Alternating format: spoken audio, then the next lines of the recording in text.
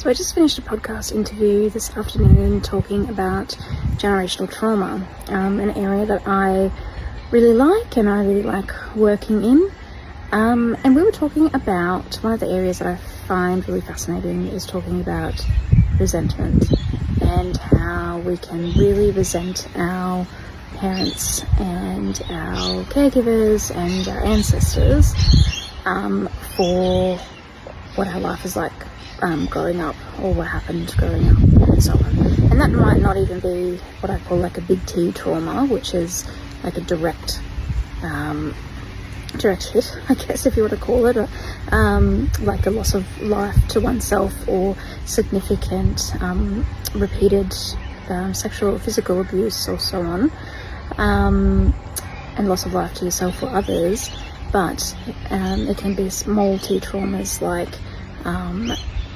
small amounts of neglect, or just not being emotionally available, displacement, not being there when you need them. That can result in all sorts of things as an adult, like people pleasing, over apologizing, over explaining, feeling guilt for everything and everyone, when there's no real reason to feel guilty. And I was talking about how with resentment, the only person that we're really hurting with resentment is ourselves, rather than the infiltrator or the person who did it in the first place. And with that resentment and anger, we're holding on to that. It can show up somewhere in the body, somewhere, or over time it can, the whole stack of research now showing how much stress is correlated with autoimmune conditions and heart attacks and all sorts of physical conditions, migraines and so on. So, but letting go of resentment is really difficult.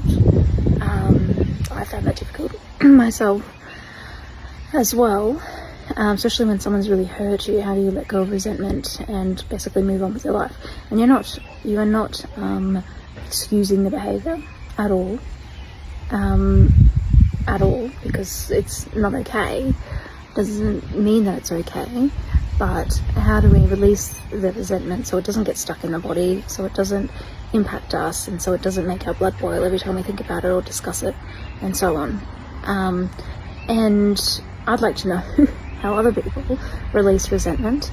But one of the things that we do, I guess, from an evidence-based technique, is working out what this means for me. The body and the mind can get stuck in the past, decades ago, a long time ago, and we want to be able to move forward. But to do that, one of the things that can be really helpful is not only getting a sense of safety in the present moment, and teaching the body and the mind that we're not back there, but now we're hopefully in a safe environment, around the right people and so on. But also, how can I find meaning around what had happened, or what have I learned about myself about that? Have I learned that I'm hella resilient, really, really resilient? Now reflecting back on that experience 30, 40 years ago, does that mean that I need to change my life trajectory, potentially, with drastic changes? Or does it mean that my values are different? Or does it mean I need to reparent myself and give myself the support that I wanted or wished that I had at that point in time? What does it mean? And that can be helpful, and common strategy we do in trauma-focused CBT and other trauma therapies as well.